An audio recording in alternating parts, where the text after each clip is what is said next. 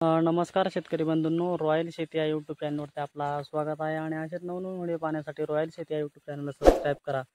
तर आज आपण पाहणार आहोत की जर आपल्या कापूस पिकावर जर बोंडअळी जर आली असेल तर या बोंडअळीवरती उपाययोजना काय आहेत आणि त्या बोंडअळीच्या उपाययोजनावरती बोंडअळीला कसं नियंत्रित करायचे ह्याविषयी आपण या व्हिडिओमध्ये माहिती पाहणार आहोत। तर चला मग शेतकरी बंधूंनो, व्हिडिओला सुरुवात करूया।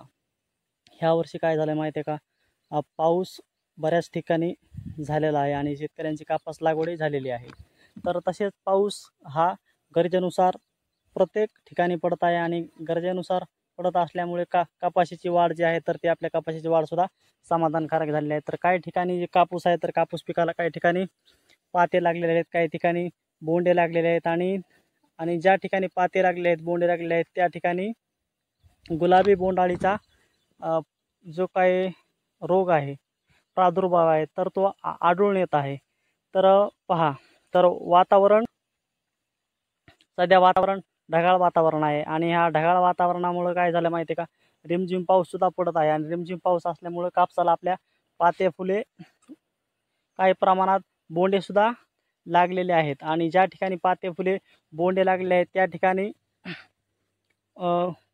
गुलाबी बोंडअळीचे पतंग सक्रिय झालेले आपल्याला दिसत आहेत। तर हे जे काही पतंग सक्रिय झालेले आहेत तर या सक्रिय पतंगावरती आढळून येत आहे तर यावरती अंडे घालतात आणि तसेच कपाशीची लागवडी आपल्या महाराष्ट्रामध्ये जी काही कपाशीची लागवड आहे तर ती कपाशीची लागवड एकाच वेळी न होता टप्प्याटप्प्याने झाली आहे। त्याच्यामुळं टप्प्याटप्प्याने झाल्यामुळं जी काही किडी आहे तर त्या किडीला खाद्य सतत उपलब्ध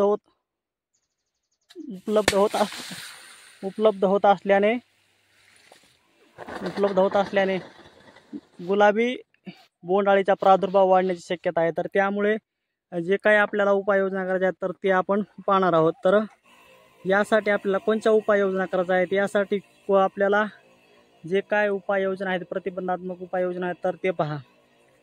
तर कपाशीची लागवड ज्या शेतात झालेली आहे त्या ठिकाणी आपल्याला कपाशीच्या शेतामध्ये पक्ष्यांना बसण्यासाठी हेक्टरी किमान 25 पक्षी थांबे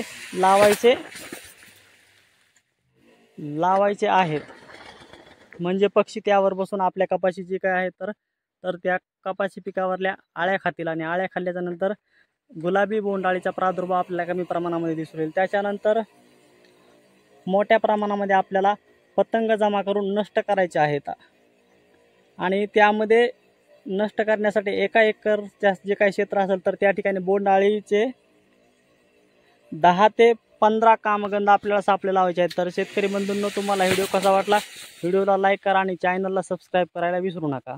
आपल्या चॅनलचं नाव आहे रॉयल शेती।